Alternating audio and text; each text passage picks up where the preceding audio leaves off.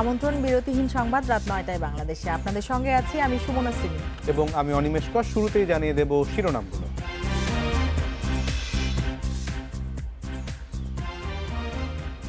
Token নয়, ভিসার মেয়াদ দেখে টিকিটের দাবি সৌদি প্রবাসীদের।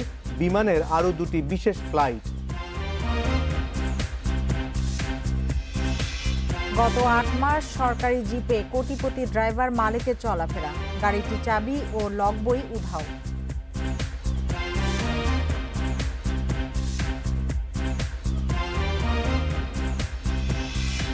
ছয় মাসের মধ্যে হাসপাতাল বর্জ্যের সুষ্ঠু ব্যবস্থাপনার নির্দেশ। অনিয়ম হলে স্থানীয় সরকারের অভিযান।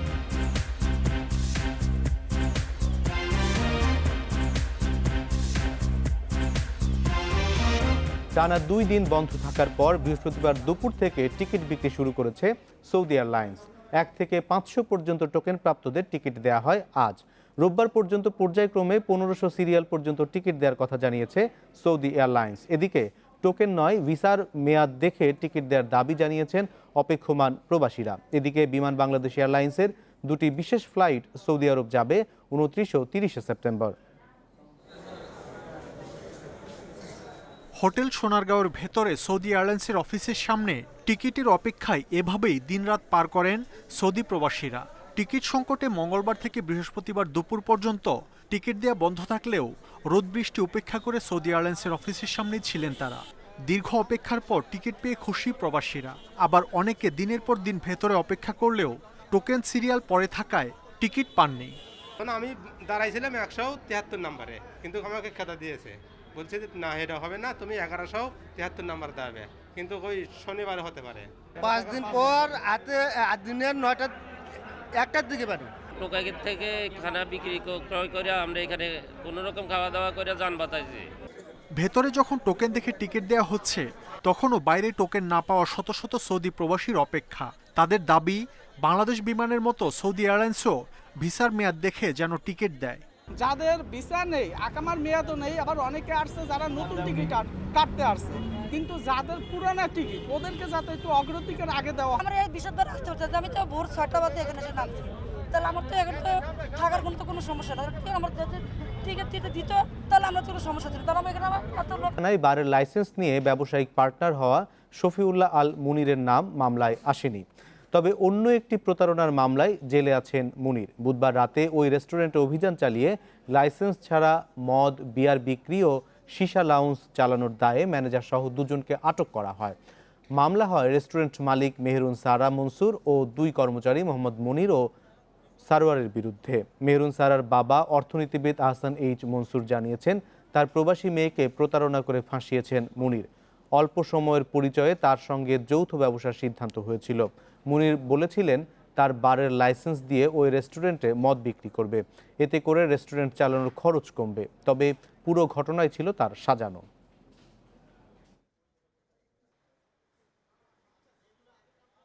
এখানে সীসাও খাওয়ানো হয়। সীসা পাওয়া গেছে 2 কেজি এবং হুক্কা পাওয়া গেছে 3 পিস। এবং আমরা ইতিমধ্যে এগুলো সংরক্ষণের দায়ে 2 জনকে গ্রেপ্তারও করেছি।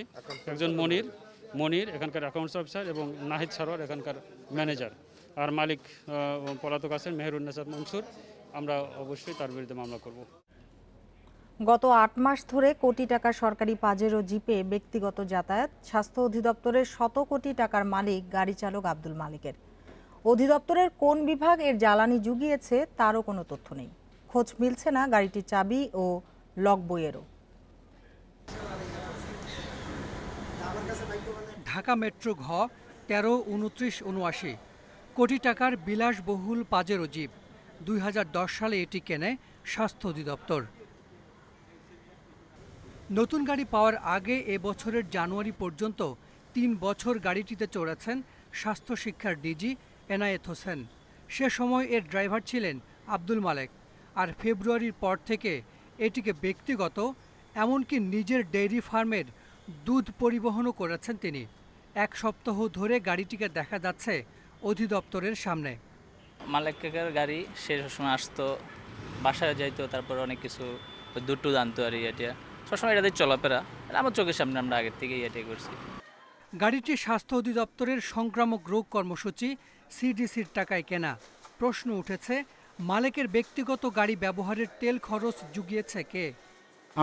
আমরা দিতাম, কিন্তু পরবর্তীতে একটা অর্ডার হয়েছে যে এনসিডিসি বহন করবে না আর কি জ্বালানি ও রক্ষণাবেক্ষণ। আমরা এখন আর কিছু দিচ্ছি না ওটা। এনসিডিসিতে গিয়ে জানা গেল তারা তেল দিয়েছেন ফেব্রুয়ারি পর্যন্ত, পরিকল্পনা বিভাগও নিচ্ছে না দায়। মহাপরিচালক মেডিকেল এডুকেশনে চলে যাওয়ার পর এই গাড়ির তেল সরবরাহের বিষয়ে আমাদের কাছে কোনো তথ্য নেই। এই গাড়ির তথ্যটা আমি সঠিক জানি না, তবে আমাদের প্ল্যানিং পিএমআরের না, পিউ সাহেব জানতে পারে। কে তেল দেয়? আমাদের তো না, তো তা আমি জানি না। তো আব্দুল মালেকের বদলি ডিউটি করতেন ড্রাইভার হারুনুর রশিদ।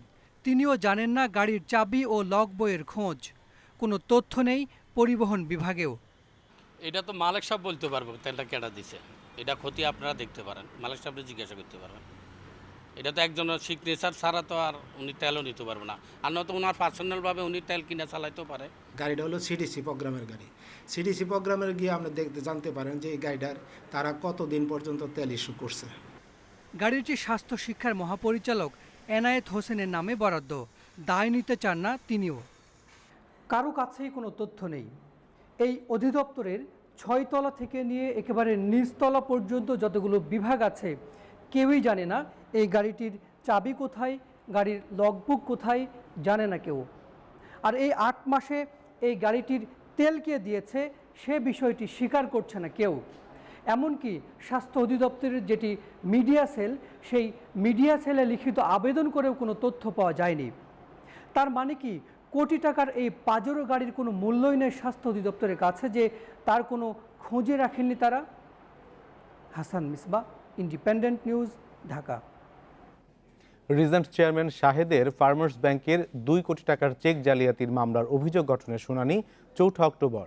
শুনানি শেষে এই আদেশ দিয়েছেন মহানগর তৃতীয় যুগ্ম দায়রা জজ মোহাম্মদ আলামিন। এদিকে এই মামলায় শাহেদ জামিন পেয়েছে বলে দাবি করেছেন তার আইনজীবী। তবে রাষ্ট্রপক্ষ জানিয়েছে ওকালতনামায় সই না থাকায় 2টি আবেদনই নথিবদ্ধ করেছে আদালত, জামিন মঞ্জুর করেনি।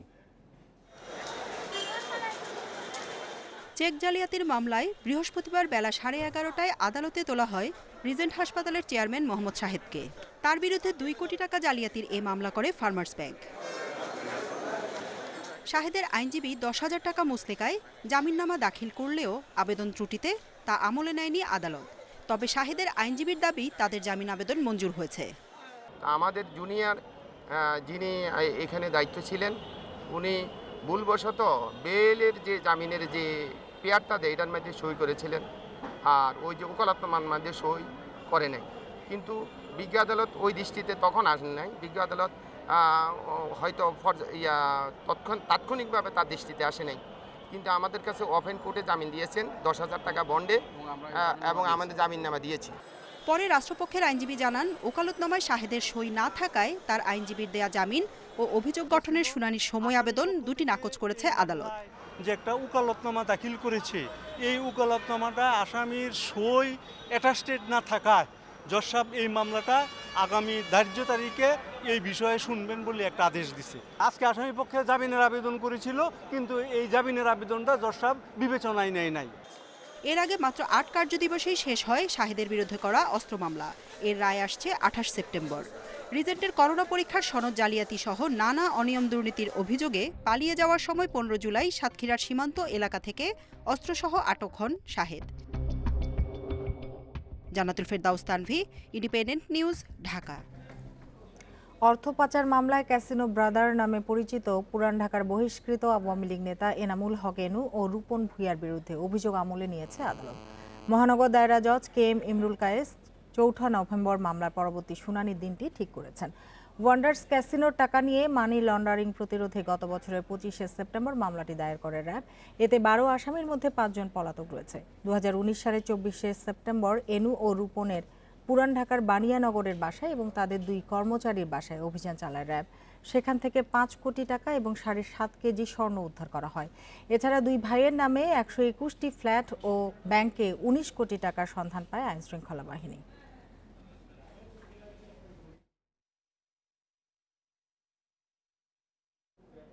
নরসিংদী জেলা যুব মহিলা লীগের বহিষ্কৃত সাধারণ সম্পাদক পাপিয়া ও তার স্বামী সুমনের বিরুদ্ধে অস্ত্র মামলায় পরবর্তী যুক্তিতর্ক উপস্থাপনের জন্য আগামী 27 সেপ্টেম্বর দিন ধার্য করেছেন আদালত। এ মামলায় পাপিয়াকে যাবজ্জীবন সাজা দেয়া হবে বলে আশা রাষ্ট্রপক্ষের। তবে পাপিয়া এ মামলায় আত্মপক্ষ সমর্থন করেননি এবং কোনো সাফাই সাক্ষ্য দেননি। তদন্ত কর্মকর্তা সাক্ষ্য গ্রহণের মধ্য দিয়ে মামলার রাষ্ট্রপক্ষে 12 জনের সাক্ষ্য গ্রহণ করা হয়।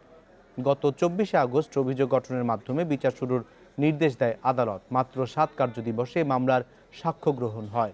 গত 29 জুন পাপিয়া দম্পতির বিরুদ্ধে সিএমএম আদালতে অভিযোগপত্র দাখিল করেন তদন্ত কর্মকর্তা র্যাবের উপপরিদর্শক।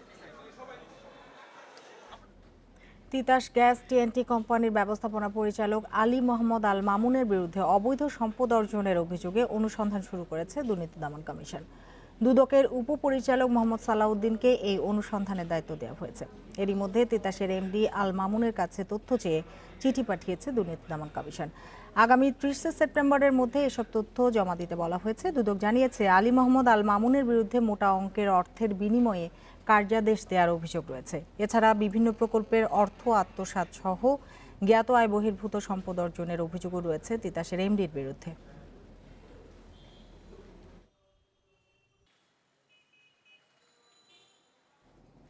দেশে করোনায় আক্রান্ত হয়ে আরও 28 জনের মৃত্যু হয়েছে। নিয়ে মোট মারা গেছেন 5072 জন। গত 24 ঘন্টায় 12,900 নমুনা পরীক্ষায় নতুন করে আক্রান্ত হয়েছেন 1540 জন। বৃহস্পতিবার দুপুরে স্বাস্থ্য অধিদপ্তরের সংবাদ বিজ্ঞপ্তিতে এ তথ্য জানানো হয়।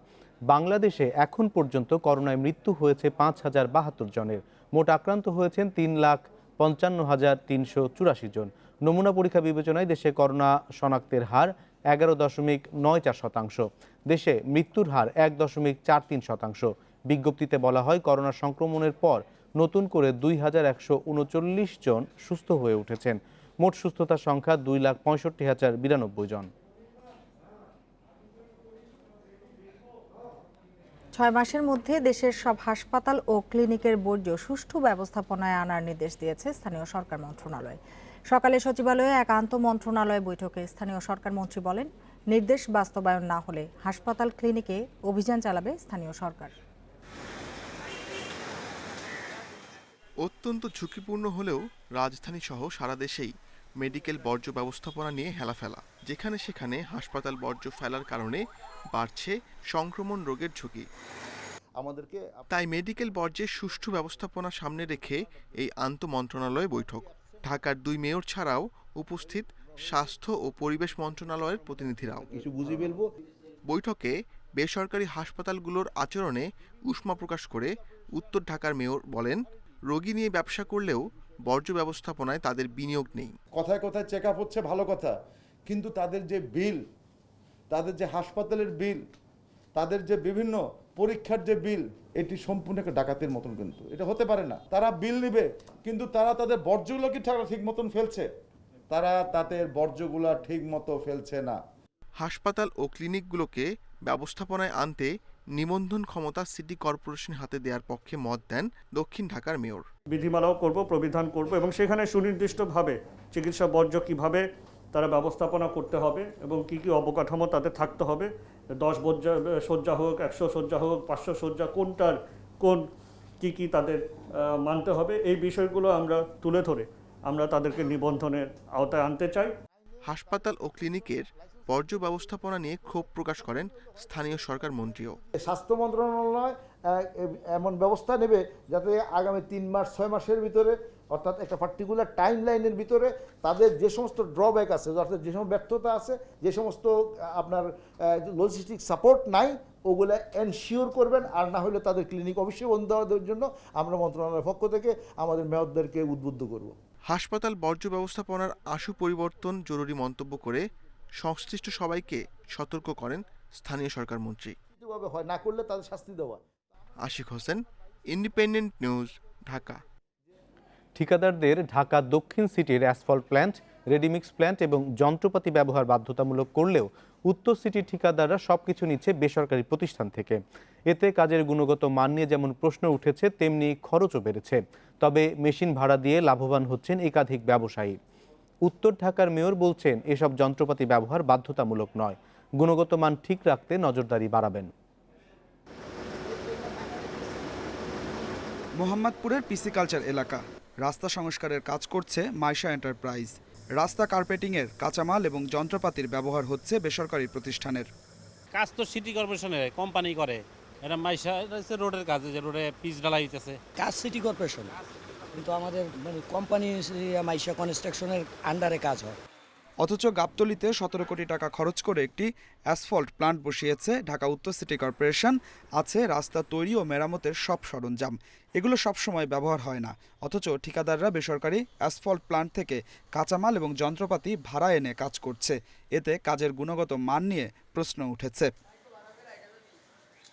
তবে এরই মধ্যে দক্ষিণ ঢাকার মেয়র রাস্তা কার্পেটিং, লেভেলিং, মেরামত এবং নির্মাণ কাজের গুণগত মান ঠিক রাখতে তাদের অ্যাসফল্ট প্লান্ট, রেডিমিক্স প্লান্ট সহ যন্ত্রপাতি ব্যবহার বাধ্যতামূলক করেছে।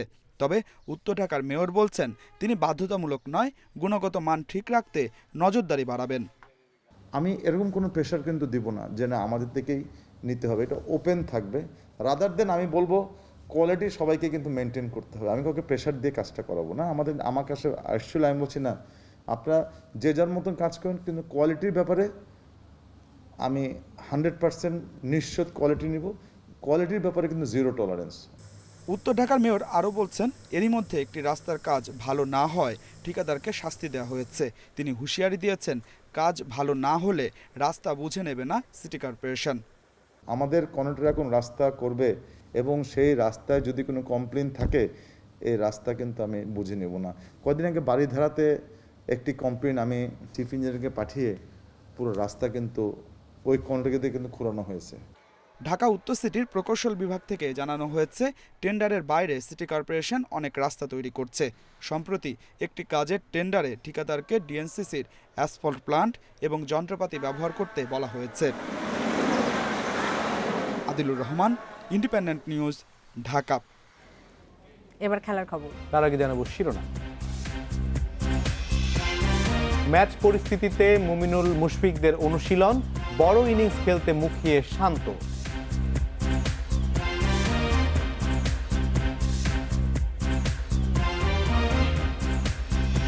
রাতে ইউএফা সুপার কাপের জমজমাট লড়াই, সেভিয়ার চ্যালেঞ্জে সতর্ক বায়ার্ন মিউনিখ।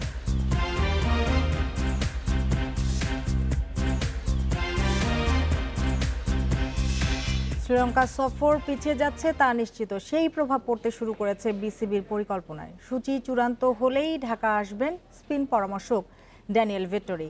আপাতত হচ্ছে না দ্বিতীয় ধাপের কোভিড টেস্ট, তবে মাঠের প্রস্তুতিতে সিরিয়াস টাইগাররা। আজ ম্যাচ পরিস্থিতিতে অনুশীলন করেছে মুশফিক, মুমিনুলরা। দিনের অনুশীলন শেষে টিম মিটিং, বক্তার ভূমিকায় মুমিনুল, বাকিরা শুনছেন ডোমিঙ্গো কুক গিবসনের নির্দেশনা। কি কথা হচ্ছিল দূর থেকে বোঝা কঠিন, তবে ক্রিকেটার স্টাফদের মলিন চেহারায় অনেক কিছুই আঁচ করা যায়। মিটিংয়ের মতো মুমিনুলের থাকার কথা আলোচনার কেন্দ্রে। সাদা পোশাকের ব্যর্থতা ভুলতে পরিকল্পনা সাজাতে ব্যস্ত থাকার কথা, তা হচ্ছেটা কই? সময় গড়ালেও খুলছে না শ্রীলঙ্কা সফরের জট। সিরিজ পিছিয়ে যাচ্ছে নিশ্চিতভাবে। এসএলসি থেকে নিশ্চয়তা না পাওয়া পর্যন্ত সফরের কার্যক্রমে গতি কমিয়ে দিয়েছে বিসিবি। 27 সেপ্টেম্বর লঙ্কা যাত্রা ধরেই গেল মঙ্গলবার ক্রিকেটারদের করোনা পরীক্ষা করা হয়েছে। শুক্রবার করার কথা ছিল দ্বিতীয় টেস্ট, সেটাও আপাতত হচ্ছে না। বিসিবি ইমেইলে জানিয়ে দিয়েছে সফরে কি দরকার। চাহিদার সাথে প্রাপ্তির মিল হলেই কেবল সফরে যাবে বাংলাদেশ। সবকিছুর ভার এখন লঙ্কা বোর্ডের। সফরের অনিশ্চয়তা প্রভাব ফেলতে শুরু করেছে টাইগারদের ক্যাম্পে। কোয়ারেন্টিন ঝামেলায় আপাতত ফিরতে চাইছেন না স্পিন পরামর্শক ভেট্টোরি। মাঠের বাইরের বিষয় নিয়ে না ভেবে কোচদের বার্তা, চালিয়ে যেতে হবে স্কিল ক্যাম্প। গেল কদিন ব্যাটিং বোলিং হলেও প্রথমবারের মতো ম্যাচ পরিস্থিতিতে প্রস্তুতি সেরেছে দল। দুই পাশে দুই ভাগে ম্যাচ খেলানো হয়েছে, তাতে 3 ডিপার্টমেন্টকে একসাথে দেখে নিয়ে গেছে। শনিবার পর্যন্ত অনুশীলন করার কথা মিরপুরে। সিরিজের দিনক্ষণ ঠিক না হওয়ায় আরও কিছুদিন মিরপুরেই ক্যাম্প চালিয়ে যাবে BCB. Mazharul Islam, independent news. ক্রিকেটে দাপুটে শুরু অর্থহীন যদি ফিনিশিং ভালো না হয়। অভিজাত ফরম্যাটের সূত্রটা আরও গুরুত্বপূর্ণ। দলগত অনুশীলনে ইনিংস লম্বা করার কৌশল নিয়ে কাজ করছেন নাজমুল হোসেন শান্ত। টেস্টে ব্যাটিং অর্ডারের 3 নম্বর স্পট পাকা করতে চান এই বাঁহাতি। সাদা বলে ব্যাটিং অর্ডারে নাম্বার 3 সমস্যার সমাধান হয়েছে। অভিজাত ফরম্যাটে জবাব কি? সম্ভাব্য অপশন হিসেবে দাবি জোরালো করেছেন নাজমুল হোসেন শান্ত। বিসিএল এ প্রথম ডাবল সেঞ্চুরি হাঁকানোর আত্মবিশ্বাস নিয়ে নেমেছিলেন জিম্বাবুয়ে সিরিজে। ঢাকা টেস্টে খেলেছেন ৭১ রানের ইনিংস। সুন্দর গোছানো, কিন্তু ফিনিশিংয়ে ব্যর্থতা। শান্তর সেট হয়ে আউট হবার পর ওই উইকেটেই ডাবল সেঞ্চুরি তুলে নিয়েছিলেন মুশফিকুর রহিম। করোনা অবসরে সেই যোগসূত্র নিয়ে ভেবেছেন বাঁহাতি ব্যাটসম্যান। দাপটে শুরু চোখ ধাঁধানো শট সব অর্থহীন যদি লম্বা সময় জুড়ে ব্যাট করা সম্ভব না হয়। লাস্ট ২-৩টা ইনিংস ভালো ব্যাটিং হয়েছে, বাট আমি সব থেকে বেশি যে জিনিসটা চাই যে ইনিংসগুলো যেন লম্বা হয় আর রেগুলার পারফরমেন্স যেন করতে পারি। সো মেন যেই ইম্পর্টেন্ট আমার ব্যাটিংয়ের ক্ষেত্রে যে আমি যে ইনিংসগুলোতে সেট হবো, ইনিংসগুলো যেন অনেক বড় হয়। অনুশীলনের ছকে ইঙ্গিত পাওয়া যাচ্ছে কোন পথে এগুতে চান head coach Domingo. Batting order অনুসরণ করেই চলছে প্রস্তুতি। স্ট্রাইক রোটেশনে অভ্যস্ত হতে বিশেষ প্রক্রিয়ায় এগুচ্ছেন শান্তরা।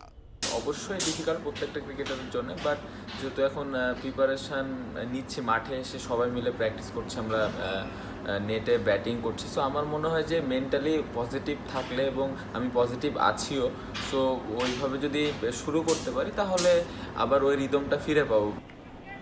জৈব সুরক্ষা বলয়ে মানিয়ে নেওয়ার চ্যালেঞ্জে শুরুটা সহজ ছিল না। সময়ের সাথে ক্রমশ অভ্যস্ত হচ্ছেন ক্রিকেটাররা। লঙ্কা সফরের গতি প্রকৃতি ইঙ্গিত দিচ্ছে মানিয়ে নিতে মিলছে আরও কিছু সময়। জহিরুল ইসলাম, ইন্ডিপেন্ডেন্ট নিউজ, ঢাকা। মৌসুম শুরুতে ইউএফার প্রথম টুর্নামেন্ট বায়ার্ন মিউনিখ সেভিয়া লড়বে সুপার কাপের জন্য। হাঙ্গেরির বুদাপেস্টে ম্যাচটি শুরু হবে বাংলাদেশ সময় রাত ১টায়। চ্যাম্পিয়ন্স লিগের সেরা বায়ার্ন ফর্ম ও শক্তিমত্তায় ফেভারিট। তারপরও প্রতিপক্ষকে নিয়ে সতর্ক কোচ হ্যান্সি ফ্লিক। অন্যদিকে জার্মান চ্যাম্পিয়নদের সহজেই ছাড় দিতে চায় না সেভিয়া। ইউরোপের রাজা বায়ার্ন মিউনিখ এখন অপরাজেয়। জয়ের নেশা বাভারিয়ানদেরায়। ধারে ভাড়ে পিছিয়ে সেভিয়া, কিন্তু ওরাও ইউএফার টুর্নামেন্টে দুর্দান্ত। ৭ বছরে চতুর্থবার সুপার কাপের লড়াইয়ে স্প্যানিশ ম্যাটাডর। হ্যাভিড ভার্সেস হাঙ্গার, মর্যাদার দ্বৈরথে কে জিতবে?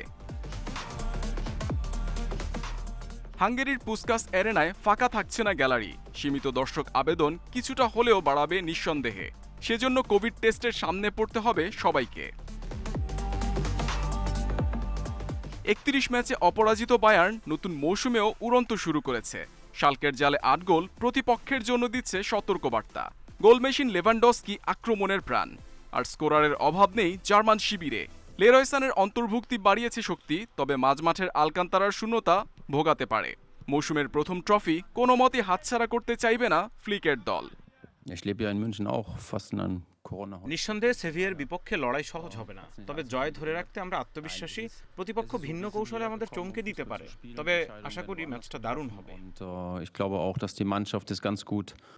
এখনও লিগ মিশন শুরু হয়নি সেভিয়ার। দুটি ম্যাচ স্থগিতে মনোযোগ বাড়িয়েছে সুপার কাপে। নতুন মৌসুমে রাকিটিচকে নিয়ে লোপেতেগির নতুন ছক। লুক ডি ইয়ং, লুকাস ওকাম্পোস পরীক্ষিত পারফর্মার। বায়ার্নের পরীক্ষায় দলের সমন্বয়ে গুরুত্ব কোচের। বায়ার্ন কঠিন প্রতিপক্ষ, তাদের বিপক্ষে ভুলের সুযোগ নেই। জয় পেতে প্রয়োজন সমন্বিত পারফরমেন্স। ছেলেদের মধ্যে জয়ের ক্ষুধা আছে, শিরোপা জিততে এটাই দরকার।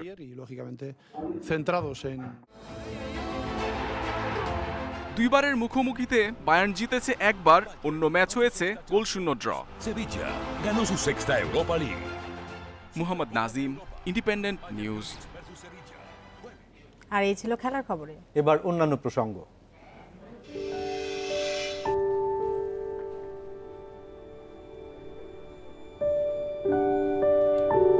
মাস্টারদার নির্দেশে বিপ্লবী সঙ্গীদের নিয়ে চট্টগ্রামে পাহাড়তলী ইউরোপিয়ান ক্লাবে ইংরেজদের ওপর প্রীতিলতার আক্রমণ। অভিযানে গুলিবিদ্ধ হন ওই দুঃসাহসী নারী। ইংরেজদের হাতে গ্রেপ্তারের শঙ্কায় সায়ানাইড খেয়ে জীবন উৎসর্গ। ব্রিটিশ বিরোধী আন্দোলনে প্রীতিলতার আত্মাহুতির সেই অবিস্মরণীয় ঐতিহাসিক পটভূমিতে চলচ্চিত্র তৈরি হচ্ছে রাষ্ট্রীয় অনুদানে। নাম ভূমিকায় নুসরাত ইমরোজ তিশা, পরিচালনায় প্রদীপ ঘোষ।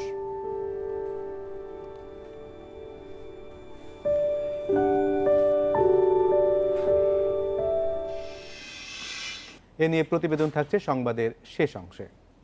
নারায়ণগঞ্জে মসজিদে বিস্ফোরণে নিহত ও আহত ৩৫ জনের পরিবারকে ৫ লাখ টাকা করে মোট 1,75,00,000 টাকার আর্থিক সহায়তা দিয়েছেন প্রধানমন্ত্রী শেখ হাসিনা।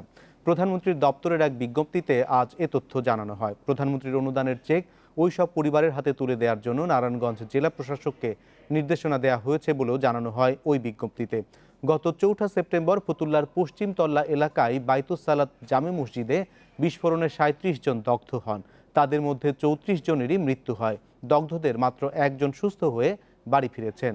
4 সেপ্টেম্বর এশার নামাজের সময় মসজিদটিতে ভয়াবহ বিস্ফোরণ ঘটে। তিতাস গ্যাসের পাইপলাইনের ছিদ্র দিয়ে গ্যাস বের হয়ে মসজিদের বন্ধ ঘরে বিস্ফোরণ ঘটে বলে জানিয়েছে তদন্ত কমিটি।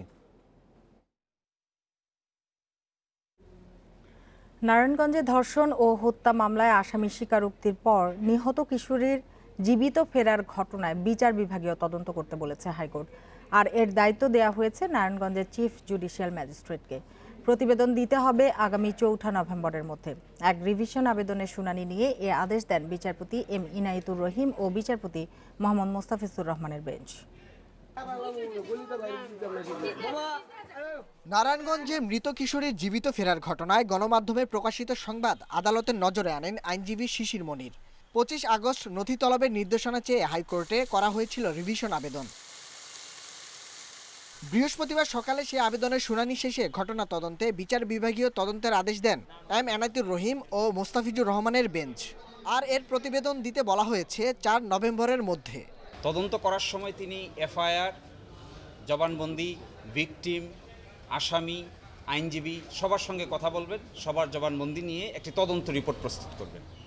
আর বিচার বিভাগীয় তদন্তের দায়িত্ব দেওয়া হয়েছে নারায়ণগঞ্জের চিফ জুডিশিয়াল ম্যাজিস্ট্রেটকে। জবানবন্দি নেওয়ার সময় থাকতে পারবেন রাষ্ট্র ও আসামি পক্ষের আইনজীবী। যে আদালত বলেছেন আসামিরা যদি মনে করেন যে এই জবানবন্দি নেওয়ার সময় তাদের আইনজীবী সহ হাজির হবেন, তাহলে তারা তাদের আইনজীবী সহ সংশ্লিষ্ট ম্যাজিস্ট্রেটের সামনে হাজির হতে পারবেন। এট দ্য সেম টাইম রাষ্ট্রপক্ষের যিনি আইনজীবী থাকবেন তিনিও এই জবানবন্দি রেকর্ড করার সময় হাজির থাকবেন। আমি মনে করি এই দ্বিতীয় আদেশটি যুগান্তকারী এবং এটি নতুন আদেশ।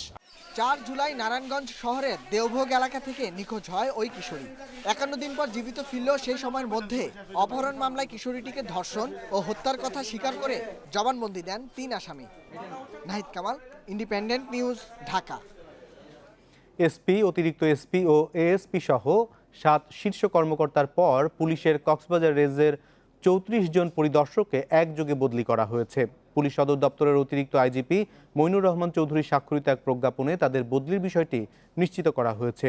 তাদের দেশের বিভিন্ন অঞ্চলে বদলি করা হয়েছে।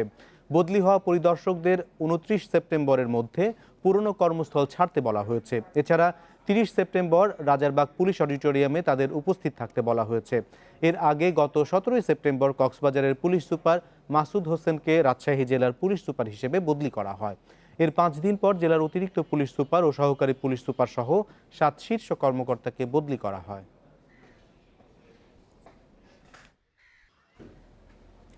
পদ্মা সেতু রেল সংযোগ প্রকল্পের নকশা ত্রুটি নিয়ে প্রশ্ন ওঠার পর ওই এলাকা পরিদর্শন করেছেন রেলমন্ত্রী নুরুল ইসলাম সুজন ও পরিকল্পনা মন্ত্রী এম এ মান্নান। এ নিয়ে বিশেষজ্ঞদের সঙ্গে কথা বলে সমাধানের আশ্বাসও দিয়েছেন তারা। রেলমন্ত্রী বলেন, সেতু বিভাগ ও রেল বিভাগের কাছে নকশা চাওয়া হয়েছে, তারা ডিজাইন দিলেই পুনঃসংশোধনের কাজ করা হবে।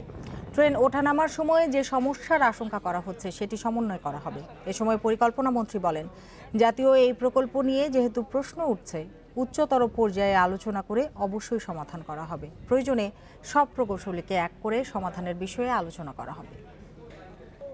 যেহেতু ইঞ্জিনিয়ারিং প্রবলেম, আমরা মনে করি যারা এক্সপার্ট আছে তারা এটা নিয়ে বসবে এবং আমাদের এখানে কনসালটেন্ট আছে, আমাদের যারা কনস্ট্রাকশনের সঙ্গে জড়িত এবং আমাদের সর্বোপরি আমাদের বুয়েট যারা, সবার উপরে যদি এই 2 ব্রিজের মাঝখানে যদি কোনো ডিফারেন্স অফ অপিনিয়ন হয় বা ইঞ্জিনিয়ারের মধ্যে, সেখানে কিন্তু তারা রিজলভ করার জন্য তাদের একটা আপনার একটা কনসালটেন্সি একটা ইয়ে আছে, সেইটা তারা যদি রিজলভ করতে পারে ভালো।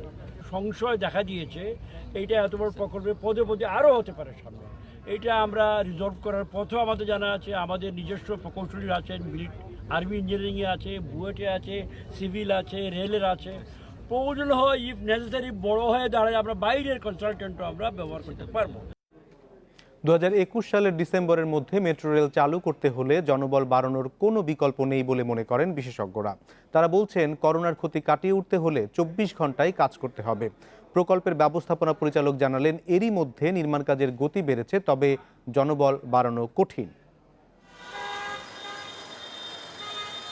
মেট্রো রেল প্রকল্পের যে অংশে জাপানিরা কাজ করছিল, করোনার সময় সেখানে কাজ বন্ধ ছিল।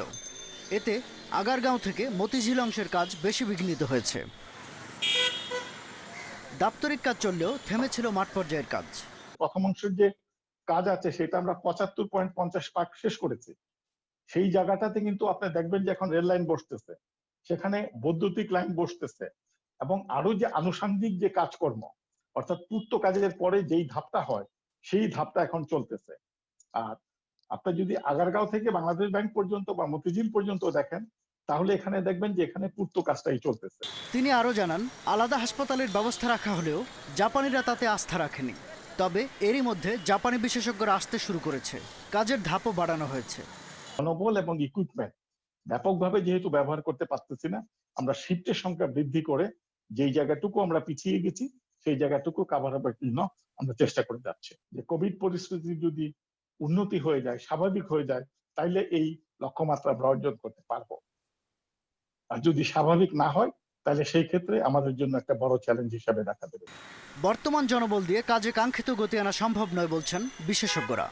24 ঘন্টাটাকেই কাজে লাগাতে হবে। রাতের বেলাটা কাজের প্রোডাক্টিভিটি বেশি হয়। একই লোক দিয়েই কিন্তু রাতের বেলা হবে না, এখানে কিন্তু 2 সেট লোক লাগবে যারা ফ্রেশ উদ্যমে রাতের বেলা কাজ করবে। ম্যানেজমেন্টের যেমন লোক লাগবে, এটার কিন্তু একটা চেইন অফ কমান্ড আছে। আমি কিছু লেবার ওয়ার্কার্স শ্রেণী, মাঝখানে কিন্তু টেকনিক্যাল লেভেলের কিছু আছে। সুতরাং সব লেভেলে যদি আমি জোড়ায় জোড়ায় তৈরি করতে পারি, তাহলে জনগণের এই যে সুন্দর একটা প্রজেক্ট, এটাকে তাড়াতাড়ি ব্যবহার উপযোগী করতে পারবে। নির্ধারিত সময়ে মেট্রো রেলের কাজ শেষ করার জন্য যথেষ্ট প্রস্তুতি দেখা যাচ্ছে না বলেও মন্তব্য করেন তিনি। শাহাদাত স্বপন, ইন্ডিপেন্ডেন্ট নিউজ, ঢাকা। কোনোভাবেই থামছে না ঢাকা আরিচা মহাসড়কে দুর্ঘটনা। গেল 8 মাসে মহাসড়কের ধামরাই অংশে 47টি দুর্ঘটনায় প্রাণ গেছে 28 জনের, আহত হয়েছে অন্তত 93 জন। অতিরিক্ত গতি ও ঝুঁকিপূর্ণভাবে ওভারটেকিংকেই দায়ী করা হচ্ছে। সড়ক দুর্ঘটনা রোধে মহাসড়কে প্রশাসনের নজরদারি বাড়ানোর দাবি সড়ক নিরাপত্তা নিয়ে কাজ করা সংগঠনের নেতাকর্মীদের। গেল 23 আগস্ট ঢাকা আরিচা মহাসড়কের ধামরাইয়ের ঢাউটিয়া এলাকায় পিকআপ ভ্যান ও কাভার্ড ভ্যানের সংঘর্ষে প্রাণ হারায় 2 জন। এর আগে 16 আগস্ট বাথুলিতে বাস চাপায় মারা যায় মোটরসাইকেলের 2 আরোহী। আর 3 আগস্ট একই এলাকায় বাস পিকআপ ভ্যানের মুখোমুখি সংঘর্ষে পিকআপ ভ্যানের চালকসহ ঘটনাস্থলে মারা যায় আরও 3 জন। গত 8 মাসে মহাসড়কের শুধু ধামরাই অংশেই দুর্ঘটনা ঘটেছে 47টি। এতে মারা গেছে 28 জন, আহত হয়েছে অন্তত 93 জন। যানবাহনের বেপরোয়া গতি দুর্ঘটনার অন্যতম কারণ মনে করছেন স্থানীয়রা। কারণ নিয়ম কেরোর বাধা কেউ মানে না। কারণ আমি একটা গাড়ি সিঙ্গেল দিলাম, ও সিঙ্গেল মানতে ঢুকাই দিল। আগে দেখা যাচ্ছে কি একজনকে ওভারটেক করার জন্য আরেকজন এমরোয়া হয়ে ওঠে, তখন দেখা যাচ্ছে কি মুখোমুখি সংঘর্ষটা এই কারণে বেশি ঘটে। সড়ক দুর্ঘটনা রোধ ও গতি নিয়ন্ত্রণে মহাসড়কে হাইওয়ে পুলিশের নজরদারি বাড়ানোর দাবি নিরাপদ সড়ক চাই এর নেতাকর্মীদের। ঢাকার মহাসড়কের ধামরাই এরিয়াতে অনেক বাঁক রয়েছে, এর ফলে চালকরা দ্রুত গতিতে গাড়ি চালায়, এর কারণে অনেক সময় দুর্ঘটনাগুলো ঘটে যাচ্ছে। সর্বোচ্চ চেষ্টা দিয়ে তারা মাঠ পর্যায়ে কাজ করে। আমি মনে করি যে সড়ক দুর্ঘটনা কিছু হলো হ্রাস। তবে হাইওয়ে পুলিশ বলছে, সড়কে শৃঙ্খলা বজায় রাখতে স্পিড গান দিয়ে যানবাহনের গতি নজরদারি সহ চালকদের সচেতন করতে কাজ চলছে। মহাসড়কের দুর্ঘটনা রোধ করার জন্য আমাদের মহাসড়কে বিশেষ করে 3 হুইলার যাতে কোনো অবস্থা চলতে না পারে এবং মানুষ যাতে তাদের জেব্রা ক্রসিং এবং ফুটওভারব্রিজ ব্যবহার করে, এই জন্য প্রচারণা চালানো হচ্ছে। ঢাকা আরিচা মহাসড়ক 6 লেনে উন্নীতকরণের কাজ শুরু হয়েছে। কাজ শেষ হলে দুর্ঘটনা অনেকাংশেই কমে আসবে বলে মনে করছেন স্থানীয়রা। Independent news desk. ভারী বৃষ্টি ও উজানের ঢলের কারণে আবারও বাড়ছে তিস্তা ধরলার পানি, ফলে প্লাবিত হচ্ছে নিচু এলাকা। নদীর স্রোতের তীব্রতা বাড়ায় ভাঙছে নদী পাড়, নদীগর্ভে বিলীন হচ্ছে ফসলের জমি ও ঘরবাড়ি। টানা কয়েকদিনের বৃষ্টিতে পানি বেড়েছে নীলফামারীর ছোট বড় 25টি নদীর। প্লাবিত হয়েছে নিচু এলাকা। পানির চাপ কমাতে ডালিয়া পয়েন্টে খুলে দেওয়া হয়েছে তিস্তা ব্যারেজের সবকটি গেট। ভারী বৃষ্টি আর পাহাড়ি ঢলে লালমনিরহাটে বেড়েছে তিস্তা ও ধরলার পানি। সদর উপজেলার রাজপুর, তাজপুর, গোকুণ্ডা সহ 15টি গ্রামের 10,000 মানুষ পানিবন্দী হয়ে পড়েছে। ডুবে গেছে চরাঞ্চলের ফসলি জমি ও রাস্তাঘাট। বাসাবাড়িতে পানি ঢোকায় বাধ্য হয়ে রাস্তায় আশ্রয় নিয়েছেন অনেকে। এখন এই যে 7 দিন পরে আবার নতুন করে যে পানিটা বাড়ছে, যে তীব্রগতিতে বাড়তেছে, আমাদের বাড়ি ঘর ছাড়িয়া রাস্তায় আশ্রয় নেবো তাও জায়গা নাই। সাগর ও নদী উত্তাল থাকায় জোয়ারের পানিতে প্লাবিত হয়েছে নোয়াখালীর হাতিয়ার বিস্তীর্ণ এলাকা। এদিকে টানা বৃষ্টি ও অস্বাভাবিক জোয়ারের পানিতে নতুন করে মেঘনার ভাঙনে ক্ষতিগ্রস্ত হয়েছে লক্ষ্মীপুরের রামগতি ও কমলনগর উপজেলার 2 লাখের বেশি পরিবার।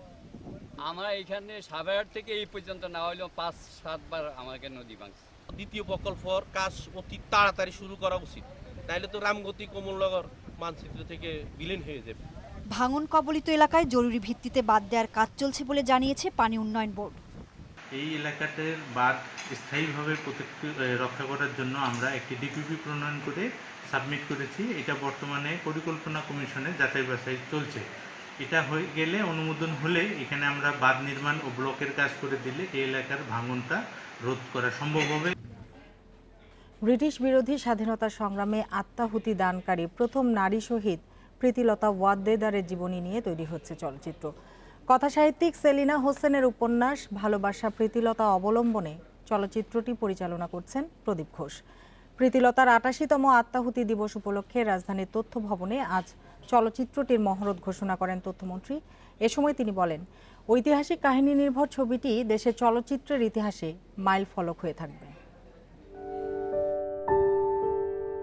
ভারতের মুক্তি সংগ্রামে প্রীতিলতা অগ্নিযুগের প্রথম নারী শহীদ, যিনি 1932 সালের 23 সেপ্টেম্বর ব্রিটিশ প্রমোদ কেন্দ্র ইউরোপিয়ান ক্লাবে সফল হামলা চালান। এ সময় গুলিবিদ্ধ হয়ে আহত হন প্রীতিলতা। গ্রেপ্তার এড়াতে সায়ানাইড নিয়ে উৎসর্গ করেন জীবন। প্রীতিলতার আত্মাহুতির বিরচিত ঐতিহাসিক ঘটনার বিশদ নিয়ে নির্মিত হচ্ছে পূর্ণদৈর্ঘ্য চলচ্চিত্র। ঔপন্যাসিক সেলিনা হোসেনের উপন্যাস ভালোবাসা প্রীতিলতা অবলম্বনে তৈরি হচ্ছে সিনেমাটি।